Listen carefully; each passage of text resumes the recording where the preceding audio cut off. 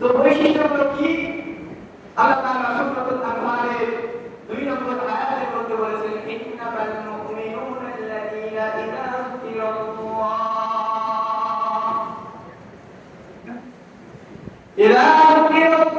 ওয়াজিলাত কুলুবুহুম ওয়া ইযা তুলিয়াত আলাইহিম আয়াতুহু زادتهم إيمانا وعلى ربهم يتوكلون الذين يقيمون الصلاة ومما رزقناهم ينفقون أولئك هم المؤمنون حقا لهم درجات عند ربهم ومغفرة ورزق كريم মুসলমান বন্ধুগণ আমার খুব ভালো করে শুনবেন। আজ থেকে প্রায় 1500 বছর আগে আমার আপনার পয়গম্বর জনাব মুহাম্মদ রাসূলুল্লাহ সাল্লাল্লাহু আলাইহি ওয়াসাল্লামের উপরে আল্লাহ রাব্বুল আলামিন জিবরাইল আলাইহিস সালাতু ওয়াস সালামের মারফতে খাঁটি মুমিন হওয়ার জন্য কি কি বৈশিষ্ট্য লাগবে সেই সমস্ত বৈশিষ্ট্যগুলো আল্লাহ রাব্বুল আলামিন জানিয়ে দিয়েছেন। নবীকে ডাকতে বলে, হে আমার নবী, আপনি বান্দাদেরকে শোনাই দেন, বল ইন্নামাল মুমিনুন, নিশ্চয় যারা মুমিন, নিশ্চয় যারা মুমিন, আল্লাযীনা ইযা যুকিরাল্লাহু ওয়াজিলাত কুলুবুহুম, যারা মুমিন হবে তাদের এক নম্বর বৈশিষ্ট্য হচ্ছে যখন ওই বান্দার সামনে আল্লাহ রাব্বুল আলামিনের কথা স্মরণ করে দেওয়া হবে, আল্লাহ তাআলার আযাবের কথা স্মরণ করে দেওয়া হবে, আল্লাহ তাআলার নিয়ামতের কথা স্মরণ করে দেওয়া হবে, তখন ওই বান্দার অন্তর কি হয়ে যাবে? ওয়াজিলাত কুলুবুহুম। তাফসীর কারকরা ওয়াজিলাত কুলুবুহুম এর 2 অর্থ লিখেছেন। কয় অর্থ? বন্ধুরা আমার খুব ভালো করে বুঝবেন। ওয়াজিলাত কুলুবুহুম এর 2 অর্থ লিখেছেন। এক নম্বর অর্থ হচ্ছে যখনই আল্লাহ তাআলার কথা, এই কোরআনুল কারীমের কথা কোন বান্দার সামনে শোনানো হবে, ওই বান্দার অন্তর আল্লাহ রাব্বুল আলামিনের জন্য বিগত হয়ে যাবে। ওই বান্দার অন্তর আল্লাহ তাআলার ভয়ে কাঁপতে থাকবে। তাফসীরে জালালাইনের ভিতরে লিখেছেন, আল্লাহ তাআলার স্মরণ হওয়া মাত্র ওই ব্যক্তির অন্তর বিগত হওয়ার অর্থ হচ্ছে আল্লাহ পাকের কথা যখন শুনবে, অর্থাৎ আল্লাহ পাকের আযাবের কথা যখন শুনবে, আল্লাহ পাকের আযাবের কথা শোনার সাথে সাথে ওই বান্দা আল্লাহ তাআলার আযাবের ভয়ে কম্পন করতে থাকবে। ওয়াজিলাত কুলুবুহুম এর 2 নম্বর অর্থ হচ্ছে আল্লাহ তাআলার হুকুমের পরিবর্তে যখন দুনিয়ার কোন সরকার, কোন পীর, কোন মাশায়েখ, কোন আলেম, কোন জায়গা যখন আল্লাহ তাআলার হুকুমের বিপরীতে কোন হুকুম দেবে, তখন খাঁটি মুমিন যে হবে দুনিয়ার সমস্ত হুকুমকে মাইনাস করে একমাত্র আল্লাহ পাকের হুকুমকে সে মান্য করে তার জীবনকে ধন্য করবে। ওয়াজিলাত কুলুবুহুম এর অর্থ বললাম 2 অর্থ। ওয়াজিলাত কুলুবুহুম এক নম্বর বৈশিষ্ট্য মুমিনের 2 অর্থ। এক নম্বর আল্লাহ তাআলার কথা শোনার সাথে সাথে ওই বান্দার অন্তর আল্লাহ তাআলার জন্য পাগল হয়ে যাবে। 2 নম্বর আল্লাহ তাআলার যত হুকুম আহকাম আছে সেই সমস্ত হুকুম আহকামের বিপরীতে যখন কোন সরকার প্রধান, কোন মন্ত্রী, কোন পীর, কোন মাশায়েখ, কোন আলেম, কোন নেতা হুকুম দেবে যে তুমি ওই নিয়ম মানতে, এই নিয়মটা মানো, তখন ওই বান্দা যদি খাঁটি মুমিন হয় দুনিয়ার সমস্ত হুকুম আহকামকে লাথি মেরে একমাত্র আল্লাহ রাব্বুল আলামিনের হুকুমকে সে মানার জন্য যথেষ্ট মনে করবে। সুবহানাল্লাহ।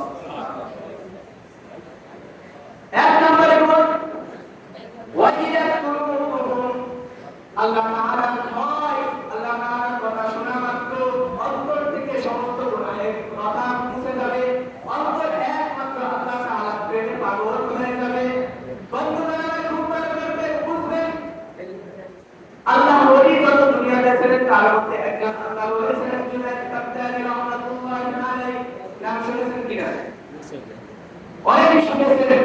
এই জুনায়েদ কাপ্তানি রাহমাতুল্লাহি আলাইহি ওই সময় একজন খাঁটি বুজুর্গ ছিলেন। জুনায়েদ কাপ্তানি রাহমাতুল্লাহি আলাইহি যে সমস্ত বন্ধু-বান্ধব ছিল তারা বললেন, জুনায়েদ তো বুজুর্গ ভান করতেছে, সে আসলে বুজুর্গ নয়, তার বুজুর্গ ইয়ার পরীক্ষা করার দরকার।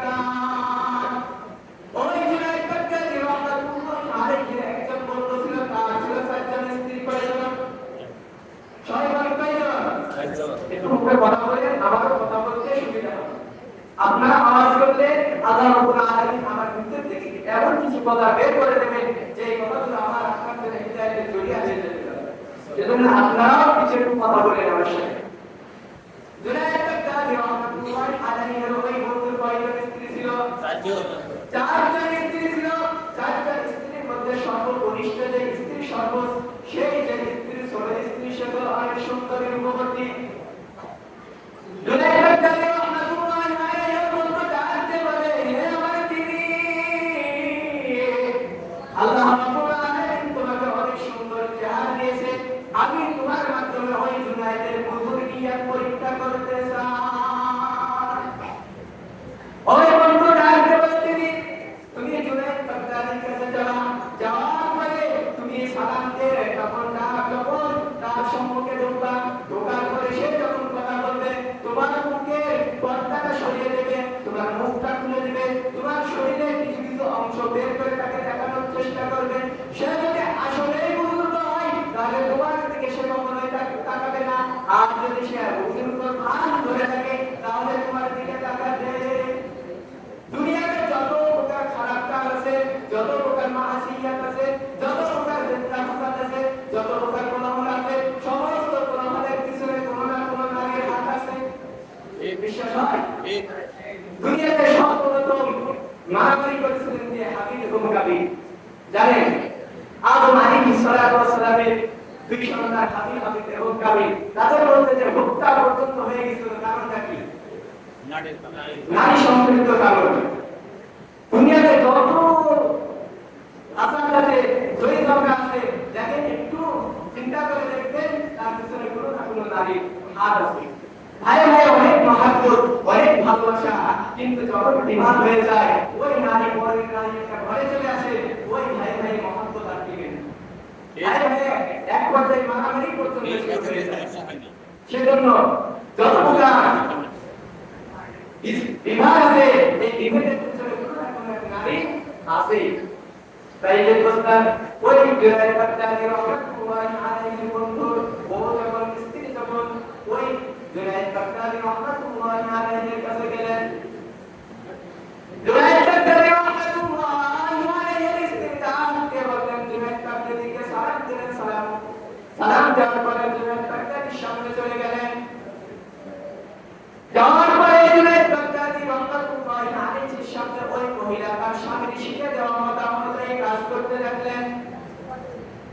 প্রথমে তার মুখের কাপড়টা সরিয়ে দিলেন, সরিয়ে দেওয়ার সাথে সাথে জুনায়েদ বাগদাদি রাহমাতুল্লাহি আলাইহি দেখার সাথে সাথে কোনো কথা না বলে আল্লাহ আল্লাহ আল্লাহ আল্লাহ নাম শুরু করে দিয়েছেন। ওই মহিলার সামনে আমরা তার আযাবের কথা বলতেছেন, আল্লাহ তাআলা হুকুম আজ্ঞা তাকে শোনাইতেছেন। ওই মহিলা যখনই আল্লাহ পাকের কথা শুনেছেন তার ওয়াজিলাত কুলুবুহুম, এই দুইটা এক নম্বরের গুণ যেটা আছে, এই গুণ ওই বান্দার অন্তরের ভিতরে চলে এসেছে। ওই বান্দা শোনার সাথে সাথে জুনায়েদ বাগদাদি রাহমাতুল্লাহি আলাইহির সামনে মুখে চলে এসেছে, আল্লাহর ভয় তার ভিতরে চলে এসেছে। ওয়াজিলাত কুলুবুহুম এর ব্যাখ্যা লিখতে গিয়ে আল্লামা জুলফিকার বিন নকশবন্দি রাহমাতুল্লাহি আলাইহি এই ঘটনাটা কিতাবের মধ্যে উল্লেখ করেছেন।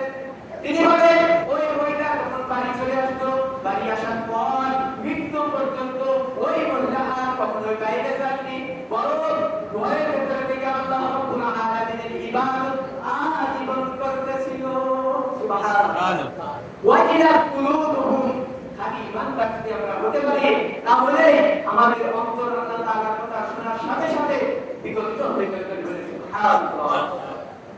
অন্তর যদি বিগলিত হতে পারে আর আপনি যদি খালি মুমিন মুসলমান হতে পারি তাহলে আল্লাহ রাব্বুল আলামিন আমাদের জন্য সুসংবাদ বিগলিত করে। সুবহানাল্লাহ।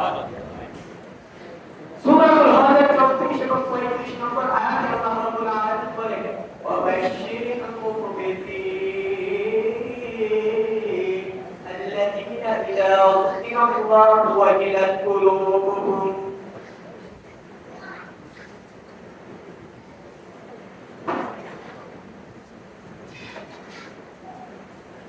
বন্ধুরা আমার খুব ভালো করে বুঝবেন, সূরা হজের 34 এবং 35 নম্বর আয়াতের মধ্যে আল্লাহ রাব্বুল আলামিন বলেন ওয়াবাশশিরিল মুমিনিন আল্লাযীনা ইযা রাদিয়াল্লাহু ওয়াজিলাত কুলুবুহুম এরকম আপনি সুসংবাদ দিলেন ওই সমস্ত সংবাদপত্রদেরকে যাদের ভিতরে আল্লাহ তাআলার কথা শোনার মাত্র তাদের অন্তর বিগত হয়ে আল্লাহর ভয়ে বন্ধন করতে থাকে সুবহানাল্লাহ অন্তরের শান্তি একমাত্র আল্লাহর জিকির আল্লাহ তাআলার জিকির ছাড়া কখনোই অন্তরের শান্তি পাবে না সূরা হজের 28 নম্বর আয়াতের মধ্যে আল্লাহ রাব্বুল আলামিন বলেন আলা বিযিকরিল্লাহি তাতমাইন্নুল কুলুব অন্তর শান্তি পাবে একমাত্র মহান আল্লাহ রাব্বুল আলামিনের জিকিরের মাধ্যমে কারণ সুন্নাহ খাঁটি মুমিন হতে হলে এক নম্বরের শর্ত লাগবে এক নম্বরের বৈশিষ্ট্য লাগবে ওয়াজিলাত কুলুব অন্তরকে আল্লাহর প্রেমে পাগল করাইতে হবে অন্তরকে কোন নারী প্রেমে পাগল করাইলে সে মুমিন মুসলমান হবে না অন্তরকে কোন বিশ্বকাপ খেলার প্রতি পাগল করাইলে সে মুমিন মুসলমান হবে না অন্তরকে কোন সিনেমার দিকে পাগল করাইলে সে মুমিন মুসলমান হবে না অন্তরকে কোন সরকারের প্রতি পাগল করাইলে সে মুমিন মুসলমান হবে না এক নম্বরে কোন হচ্ছে অন্তরকে আল্লাহ তাআলার প্রতি পাগল করাইতে হবে আল্লাহ তাআলার সাথে প্রেম করতে হবে আল্লাহ তাআলার আযাবের কথা শোনা মাত্র অন্তরটাকে আল্লাহর আযাবের ভয়ে অন্তর বিগত হতে থাকে কন্ট্রোল করতে হবে এমন আওয়াজ এমন অন্তর এমন কলব আমাদেরকে তৈরি করা লাগবে কি লাগবে না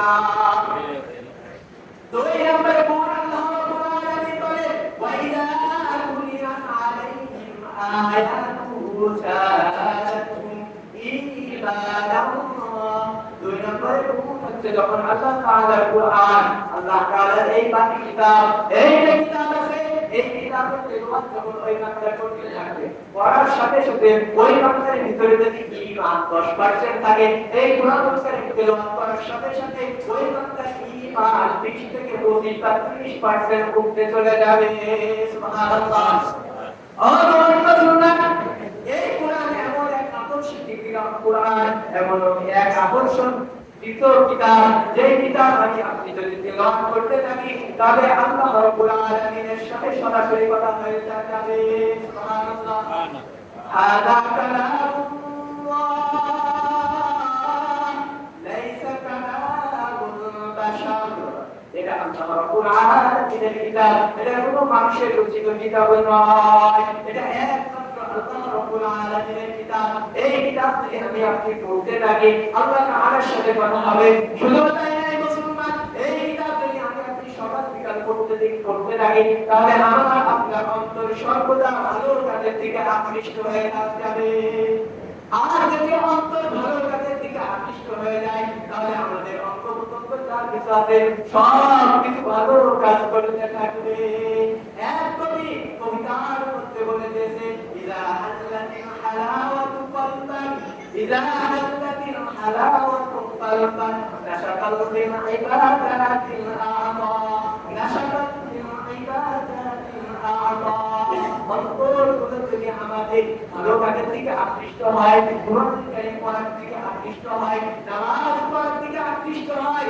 সমস্ত ভালো কাজ করার দিকে যদি আমাদের অন্তর আকৃষ্ট হয়ে যায় অটোমেটিক আমাদের অঙ্গ প্রত্যঙ্গ হাত পা মুখ চোখ যা কিছু আছে সমস্ত অঙ্গ প্রত্যঙ্গ ওই ভালো কাজের দিকেই ধাবিত হইবে খেয়াল করে দেখবেন যে সমস্ত ব্যক্তিরা আসন্ত নামাজ পড়ে কোরআন তেলাওয়াত করে ভালো কাজ করে তারা সহজে খারাপ কাজে বেঁচে যাইতে চায় মুখে যদি দাড়ি থাকে মাথায় যদি টুপি থাকে গায়ে যদি পাঞ্জাবি থাকে জ্ঞানের লোকজন জানে সেই ব্যক্তি পাঁচ ওয়াক্ত নামাজ পড়ে ওই ব্যক্তি সহজে সিনেমার হলে যেতে পারবে টিভি চলবে তার সামনে কি বাংলাদেশের সামনে গিয়ে সে দাঁড়াইতে পারবে না কারণ দেখেন তার মন চলে গেছে ভালো কাজের দিকে তার অন্তর হয়ে গেছে ভালো দিকে আকৃষ্ট যার কারণে তার সমস্ত অঙ্গ প্রত্যঙ্গগুলো ভালো কাজের দিকে আকৃষ্ট হয়ে যাবে তাহলে দুই নম্বর গুণ ইযা কুলিয়াত আলাইহিম আয়াতুহু সাআলাতহু ঈমানা যখনই আমরা কোরআন তেলাওয়াত করব আল্লাহ রাব্বুল আলামিন এই কোরআনুল কারীম তেলাওয়াত করার মাধ্যমে আল্লাহ তাআলা আমাদের যে ঈমান আছে সেই ঈমানটাকে বৃদ্ধি করে দেবে সুবহানাল্লাহ এই কোরআনুল কারীম থেকে আমি আপনি তেলাওয়াত করি এটা আমার আপনার অন্তরের জন্য শিফা হয়ে যাবে এটা আমার কথা। আল্লাহ রাব্বুল আলামিন বলেন, হে নবী আপনি বান্দাদেরকে জানাই যে তারা যত কুরআন কারীম বেশি বেশি তেলাওয়াত করে, কুরআন কারীম তেলাওয়াত করলে তাদের অন্তরের যে সমস্ত অভ্যন্তরীণ রোগ রয়েছে সেই সমস্ত রোগের জন্য শিফা হয়ে যায়। সূরা ইউসুফের ভিতরে আল্লাহ রাব্বুল আলামিন সূরা ইউসুফের 57 নম্বর আয়াতের মধ্যে বলে দিয়েছেন, হে নবী আপনি জানাই যে অশিফাউন লিমা ফিস সুদূর, মানুষের অন্তরে যে সমস্ত রোগ রয়েছে সেই সমস্ত রোগের জন্য একমাত্র শিফা হচ্ছে আল কুরআনুল কারীম। সুবহানাল্লাহ। তার মুখে দেয় এই ফু দেওয়ার সময় সারা সময় অন্য কোন কিতাব তেলাওয়াত করে, অন্য কোন কিতাব তেলাওয়াত করে, কি তেলাওয়াত করে? এই কুরআনুল কারীম তেলাওয়াত করে ফু যখন দেয় আল্লাহ রাব্বুল আলামিন এই কুরআনুল কারীমের মাধ্যমে ওই বান্দার সমস্ত রোগগুলো দূর করে দেয়। সুবহানাল্লাহ। তাহলে মুমিন হওয়ার জন্য দুই নম্বর গুণ, ইযা তুলিয়াত আলাইহিম আয়াতুহু যাদাতুহুম ঈমানা। কুরআনুল কারীমের আয়াত যখনই আপনি পাঠ করব আল্লাহ রাব্বুল আলামিন এই পাঠের মাধ্যমে আমার আপনার ঈমানকে বৃদ্ধি করে দেবে। ও মুসলমান, কোরআন আমরা যে মুমিন হব তার ঈমানদার হব। দুই নম্বর গুণ গেল। তিন নম্বর গুণ হচ্ছে ওয়া আলা রাব্বিহিম ইয়াতাওয়াক্কালুন।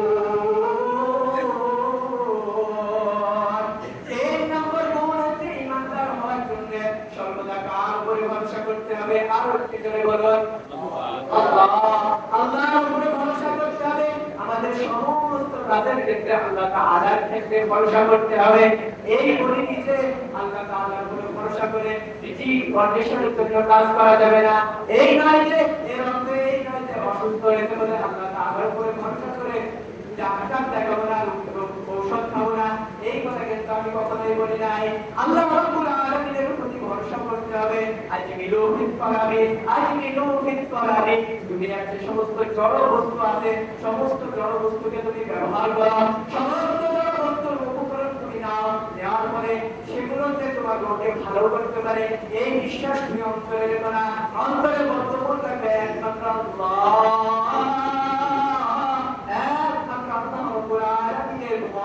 আল্লাহ তাআলার মুক্তি দিতে পারে, আল্লাহ তাআলা রিজিকের ব্যবস্থা করতে পারে, আল্লাহ তাআলা হায়াতের ব্যবস্থা করতে পারে, আল্লাহ তাআলা সমস্ত প্রকার জ্বালা মুসিবত থেকে দূর করতে পারে। এই ভরসা একমাত্র আল্লাহ তাআলার উপরে রাখতে হবে। দুনিয়ার জমিনে ওই উপকরণ আছে, জড়বস্তু আছে, আজ বিলোপিত পাবে। তুমি যে হাদিসের মধ্যে জানা গেছে সমস্ত জড়বস্তু তুমি ব্যবহার করো, ওয়া তাওয়াক্কালু আলাইহি ওয়া আলাইহি তাওয়াক্কালু, এবং আল্লাহ রাব্বুল আলামিনের উপরে তোমরা ভরসা করো। ভরসা করতে হবে কার উপরে? আরে কি সবাই ভরসা করতে হবে কার উপরে? আল্লাহর উপরে। আল্লাহ ছাড়া এই দুনিয়া থেকে রিজিকটা নেই, আল্লাহ ছাড়া এই দুনিয়া থেকে সেবা দানকারী নেই, আল্লাহ ছাড়া এই দুনিয়া থেকে কোনো মাবুদ নেই। তাই একমাত্র ভরসা করতে হবে আল্লাহর উপরে। আর আল্লাহ রাব্বুল আলামিনের উপরে যদি আমি আপনি ভরসা করতে পারি তাহলে আল্লাহ রাব্বুল আলামিন আমাদের জীবনের সমস্ত গুনাহকে মাফ করে দিয়ে আল্লাহ তাআলা আমাদের জন্য উত্তম রিজিকের ব্যবস্থা করে দেবে। সুবহানাল্লাহ। ব্যবস্থা করবে রিজিককে আল্লাহ। তানিয়া তাওয়াক্কালের মুতাওয়াক্কিলুন, মুতাওয়াক্কিল যে ভরসা করে সে একমাত্র আল্লাহ রাব্বুল আলামিনের উপরে ভরসা করে। সূরা তারাকের ভিতরে 3 নম্বর আয়াতের ভিতরে আল্লাহ রাব্বুল আলামিন জানাইতেছে ওয়া মাইয়া তাওয়াক্কাল আলাল্লাহ ফাহুয়া হাসবুহু, যে ব্যক্তি একমাত্র আল্লাহ রাব্বুল আলামিনের উপরে ভরসা করলো, যে ব্যক্তি তার জীবনের সমস্ত ক্ষেত্রে একমাত্র আল্লাহ রাব্বুল আলামিনকে অভিভাবক মানলো, আল্লাহ রাব্বুল আলামিন ওই ব্যক্তির সমস্ত প্রকার বালা মুসিবত থেকে তাকে মুক্ত রাখবে, সমস্ত প্রকার রিজিকের ব্যবস্থা ওই আল্লাহ রাব্বুল আলামিন করে দেবে। বন্ধুগণ, এই আল্লাহ রাব্বুল আলামিনের উপরে ভরসা করার উদাহরণ দিতে গিয়ে হায়াতুল হাইওয়ান নামক কিতাবে আল্লাহ তাআলা তাদেরকে রাহমাতুল্লাহি আলাইহি একটি ছোট্ট উদাহরণ দিয়েছেন। একটা একজনের গরুটা ছুটে গিয়ে জঙ্গলে চলে গেছে। জঙ্গলে যাওয়ার পরে ওই গরু থেকে একটা বাঘ তাড়া বসেছে। তাড়া বসার পর ওই গরুটি আস্তে আস্তে যেতে যেতে একটা কাদার গর্তের ভিতরে সে লাফ দিয়েছে। কাদার গর্তের ভিতরে লাফ দেওয়ার সাথে সাথে ওই যে পেছন থেকে যে বাঘ খাওয়া হয়েছিল ওই বাঘটি ওই গরুর পেছনে লাফ দিয়েছে। সাথে গরু এবং বাঘ উভয়ের মাঝে এক হাত ডিফারেন্স রয়ে গেছে। বাঘ গরুকে যেতে পারছে না, গরু সামনে যেতে পারছে না, বাঘও সামনে যেতে পারছে না। আল্লামা কামালউদ্দিন তাহিনী রাহমাতুল্লাহি আলাইহি ওই হায়াতুল হায়াওয়ান কিতাবের মধ্যে লিখেছেন, ওই গরু যখন বাঘকে ডাক দিয়ে বলে, বাঘ এই যে টানার মধ্যে আমি এবং তুমি পড়ে গেছি, পড়ে যাওয়ার সাথে সাথে আমরা এখান থেকে আর উঠতে পারছি না, কিন্তু আমার একজন মালিক রয়েছে, আমার একজন প্রভু রয়েছে। ওই প্রভুকে যদি, ওই প্রভু যখন রাত্রিতে আমাকে পাবে না, ওই মালিক আমাকে খুঁজতে খুঁজতে এই জায়গায় চলে আসবে। আসুন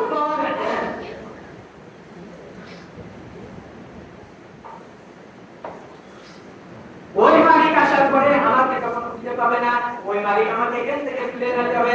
আর তোমার কোনো মালিক নাই, তুমি মালিক শূন্য, তোমার কোনো মালিক নাই। আল্লাহ রাব্বুল আলামিন তোমাকে দুনিয়াতে কোনো মালিক হিসেবে পাঠাইনি, মালিক তোমার বানাইনি, তাই তোমাকে এই জায়গায় ঢুকে যদি উঠতে না পারে তোমাকে মরতে হবে।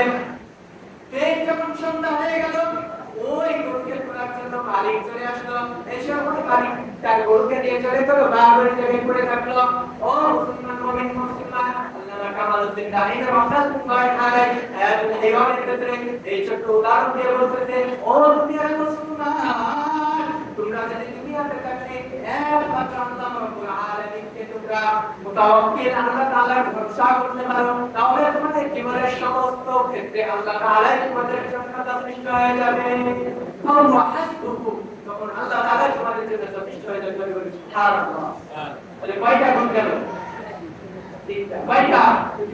এক নম্বরের গুণ, যখন আল্লাহ তাআলার কথা শুনবো, তখন আল্লাহ তাআলার ভয়ে অন্তরটা কেঁপে উঠবে। দুই নম্বর গুণ, যখন আপনি কোরআন কারীম তেলাওয়াত করব, আল্লাহ রাব্বুল আলামিনের এই কোরআন কারীম তেলাওয়াত করার সাথে সাথে আমাদের ঈমান বৃদ্ধি হয়ে যাবে। তিন নম্বর গুণ, আল্লাহ তাআলার সকল ক্ষেত্রে আল্লাহ তাআলার উপরে ভরসা করতে হবে।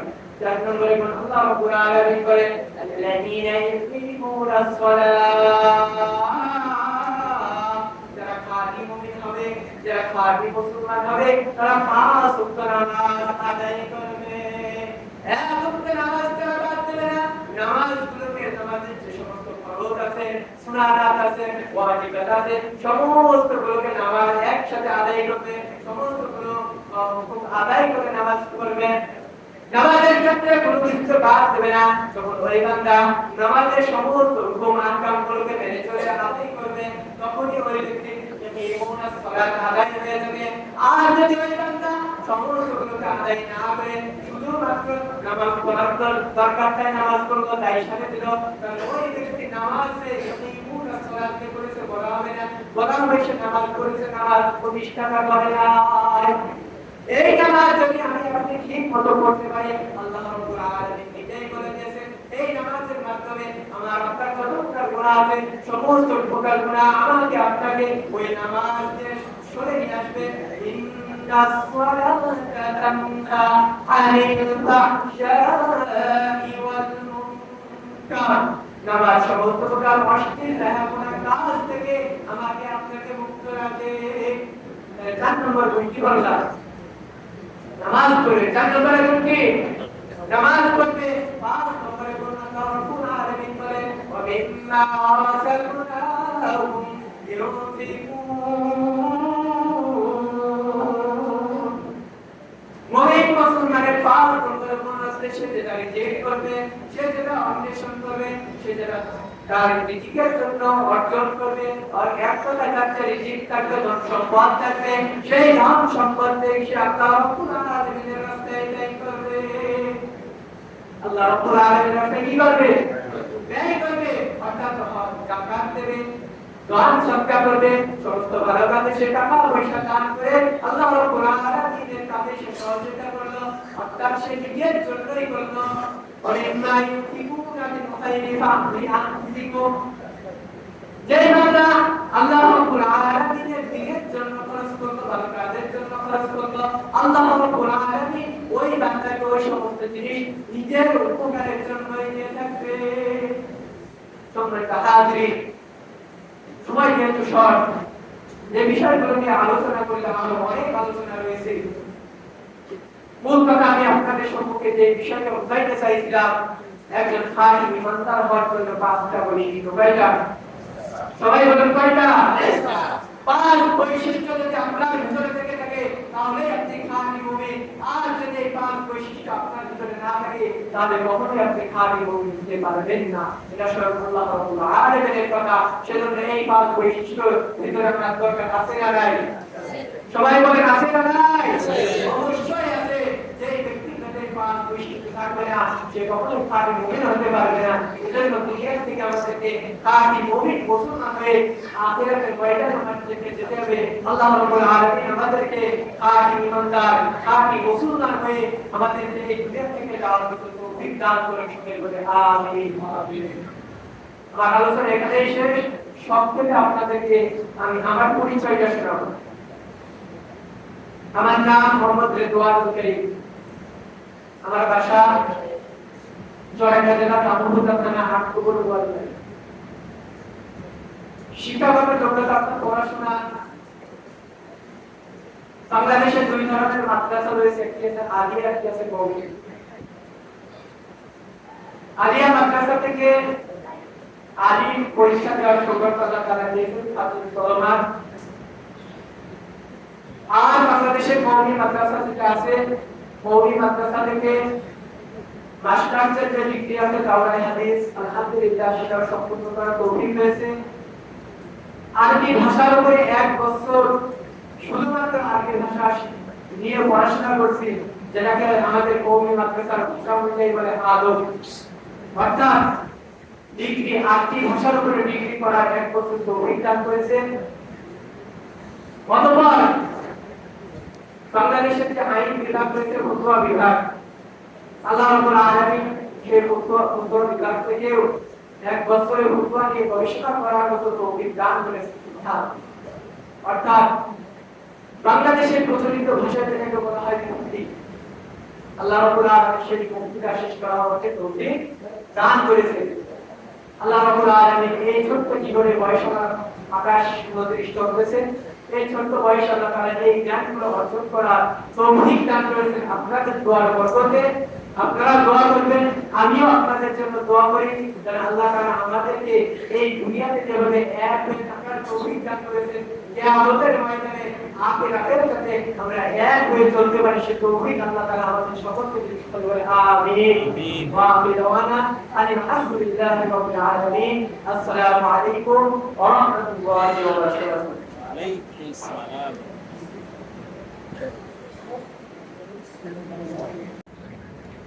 إن الحمد لله أكرم الذي خلق الإنسان وكرم وعلمه من البيان ما لم يعلم. فسبحان الذي لا يحصى امتنانه باللسان ولا بالقلم. ونشهد أن لا إله إلا الله وحده لا شريك له، ونشهد أن سيدنا مولانا محمدا عبده ورسوله.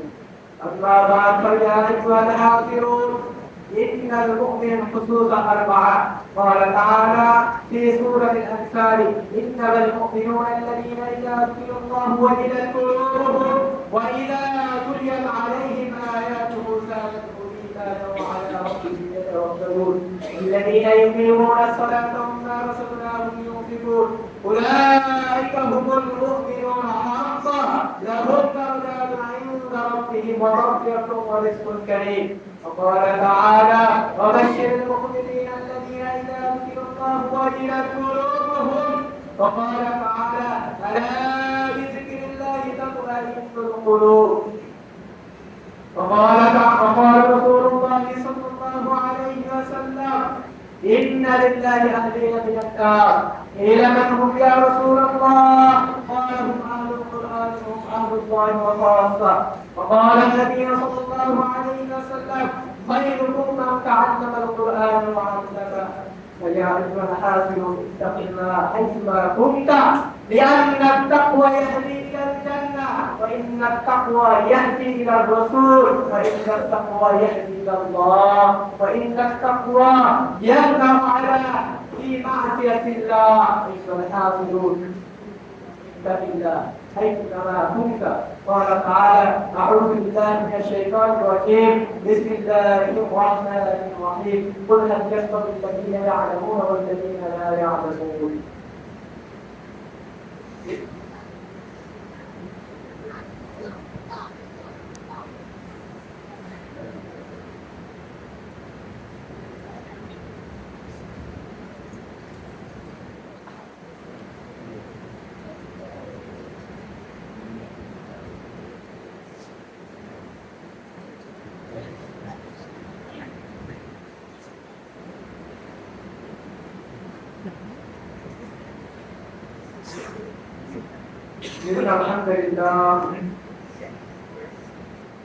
الحمد لله أستعينه وأستغفره ونعوذ بالله من شرور أنفسنا من يهده الله فلا مضل له ومن يضلل فلا هادي له ونشهد أن لا إله إلا الله وحده لا شريك له ونشهد أن سيدنا ومولانا محمدا عبده ورسوله أرسله بالحق بشيرا ونذيرا وداعيا إلى الله بإذنه صراطا وقمرا منيرا من يطع الله ورسوله فقد رشد فإنه لا يضر إلا نفسه ولا يضر الله شيئا أعوذ بالله من الشيطان الرجيم إن الله وملائكته يصلون على النبي يا أيها الذين آمنوا صلوا عليه وسلموا تسليما اللهم صل على محمد عبدك ورسولك وصل على المؤمنين والمؤمنات والمسلمين والمسلمات وبارك على وأزواجه وذريته قال النبي صلى الله عليه وسلم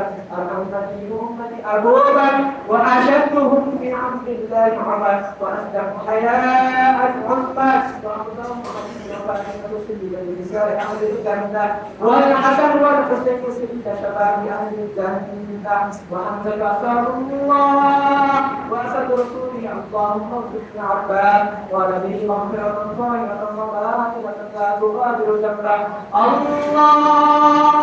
الله في أصحابي لا تتخذهم قرنا من بعد فمن أحبهم فبقلبي أحبهم ومن أبغضهم فببغضي أبغضهم وخير أمتي قرني ثم الذين يلونهم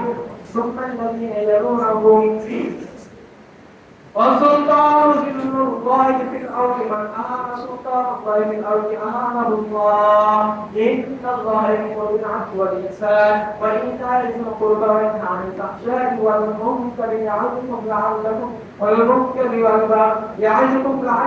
تذكرون فاذكروني أذكركم واشكروا لي ولا تكفرون